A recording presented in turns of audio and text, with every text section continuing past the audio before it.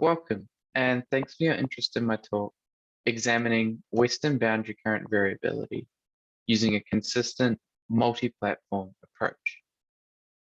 My name is Mitchell Chandler, and I've been doing this work with my advisors Natalie Zilberman and Janet Sprintle at Scripps Institution of Oceanography, UC San Diego, with funding from NOAA through the HR-XBT and Argo programs.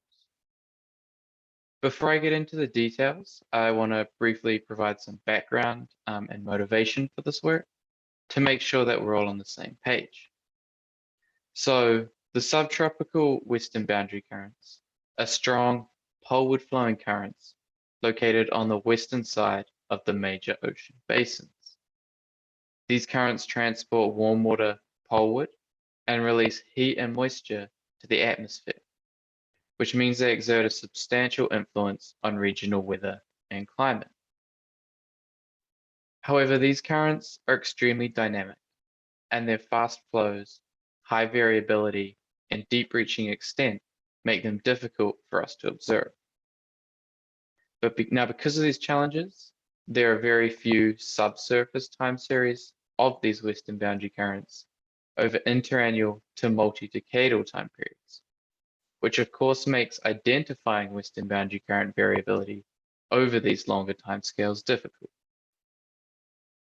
The aim of my work here is to observe and examine western boundary current variability over seasonal to decadal timescales.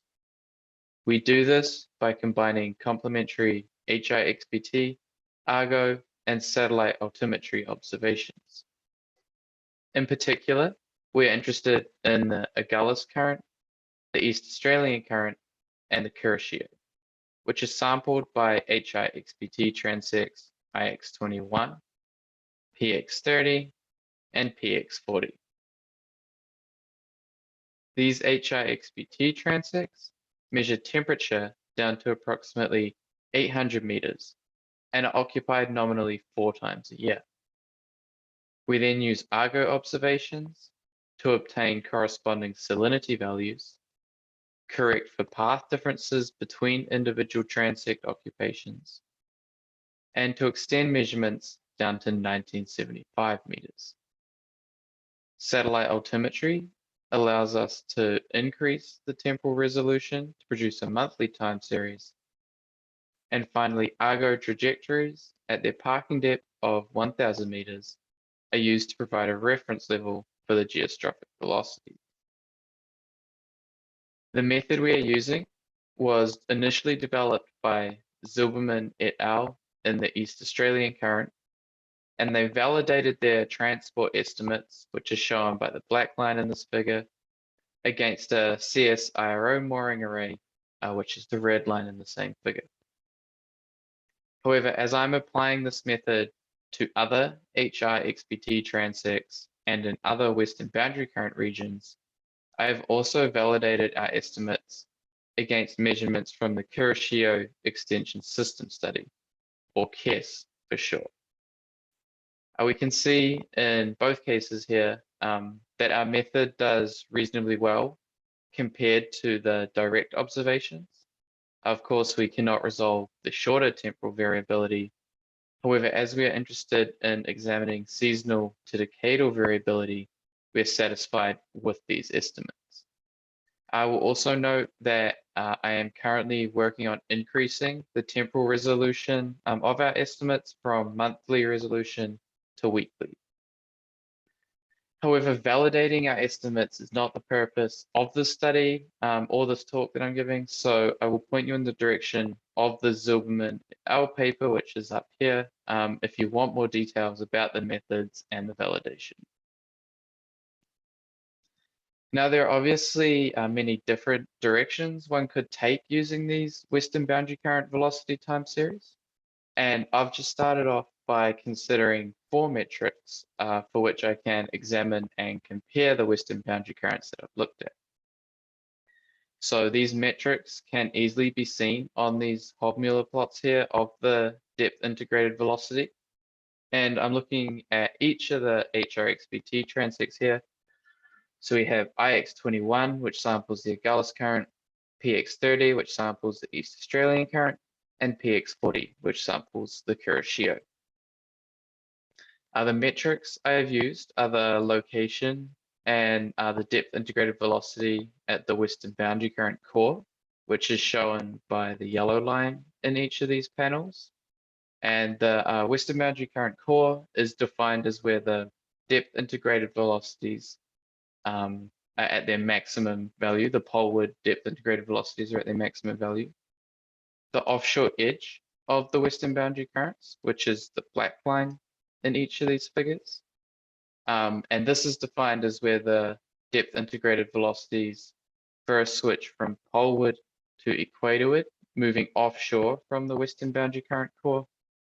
And lastly, we have the cross-transect western boundary current transport, which is defined as the transport between the inshore edge of the transect and the offshore edge of the western boundary current. Now, for the rest of this talk, I'm going to focus in on two aspects of this variability in particular. So the first of these is variability in the location of the western boundary current core, which you hopefully remember is the yellow line in these figures.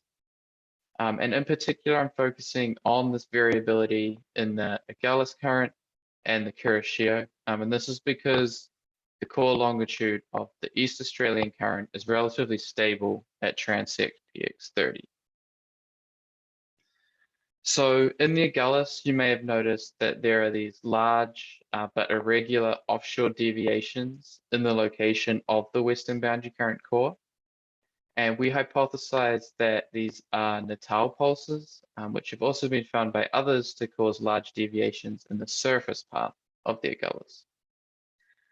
And now examining the sea level anomaly composite during these Natal pulse events, we can see that there is an anomalous cyclonic circulation near the coast and an anomalous anticyclonic circulation further offshore. The yellow dot here is the time mean location of the western boundary current core. So these anomalies here line up well with the subsurface velocity during these Natal pulse events. And in the mean here, we can see that there is a much broader and weaker poleward flowing Agulhas. In comparison, in this bottom panel here, during the normal conditions or non-Natal pulse conditions, we can see that the Agulhas jet is stronger, it's a lot narrower, and it's also located closer to the coast. In the Kuroshio, the location of the western boundary current core exhibits a sort of interannual to decadal cycle between onshore and offshore states. And this variability in the location of the Kuroshio core is related to decadal variability in the Kuroshio pathway. So the onshore states are related to the nearshore non-large meander and the large meander pathways, so 1 and 3 in this figure on the bottom here. And during these pathways, the Kuroshio passes through a gap in the Izu Ridge here, closer to the coast. The offshore state, however, is related to the offshore non-large meander pathway, which is pathway 2 in this figure here. And during this pathway, the Kuroshio passes over this ridge further offshore from the coast. So if we now compare the velocity composites for the onshore and the offshore states, we can see that the poleward flowing Kuroshio here is stronger and narrower during the onshore state compared to the offshore state. Well, during the offshore state, we can see these stronger and more coherent equatorward and then poleward velocity features. And these features likely arise because during the offshore non-large meander pathway, the downstream Kuroshio extension is typically located further south and exhibits larger meanders, which are more able to intersect transects transect PX40 than during the other pathways which are associated with the onshore state. Now moving on to the second timescale of variability that I wanted to address, which is the annual cycle in these western boundary currents. Here I'm looking at all three western boundary currents again. So we have the Agulhas on the left here, the East Australian current in the middle, and the Kuroshio on the right. The annual cycles that we're looking at are for the transport at the top here in black, the core depth integrated velocity in blue in the middle panels here, and the deviations in the offshore edge in the brown on the bottom here. So for the transport and the velocity, positive values are northward, while for the deviations in the offshore edge, positive values are eastward, which corresponds to more offshore. And so we can see that for the western boundary current transport, all three of the western boundary currents exhibit a similar transport annual cycle, with poleward transport stronger in the summer months in both hemispheres and weaker in the winter months.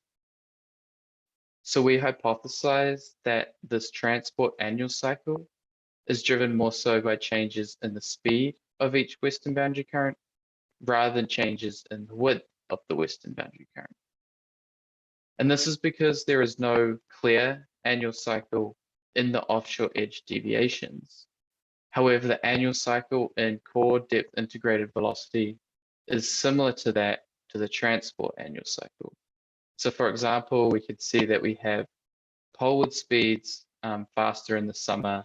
Likewise, the poleward transport is stronger in the summer. And so as I mentioned at the start, this work is part of my thesis. And next, I hope to further explore the links between the observed western boundary current variability and the occurrence of marine heat waves.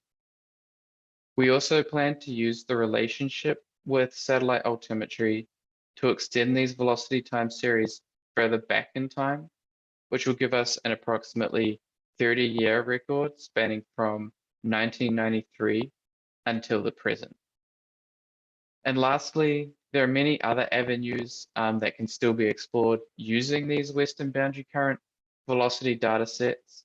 And in addition to this, HR-XBT lines, which are shown on in this map on the bottom here, are located all around the global ocean.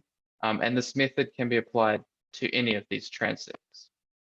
So on that note, if you are interested in using this velocity data or in implementing a similar method to another XBT transect, please do get in touch. My email is listed to the right here, and the code from this project is available on GitHub.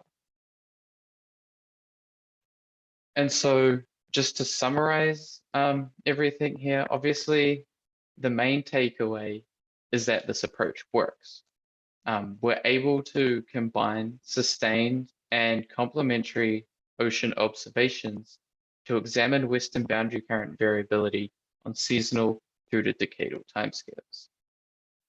These relatively long time series provide a robust estimate of the annual cycles in these western boundary currents.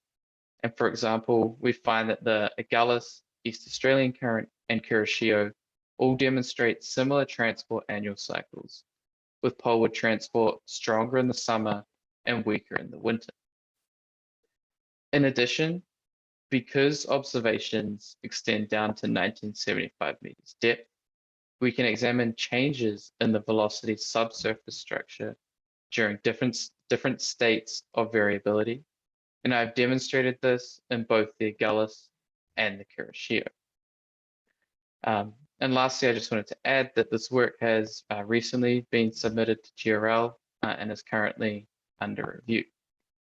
So once again, my name is Mitchell Chandler. If you have any questions, feel free to reach out to me, and thank you for listening into my talk.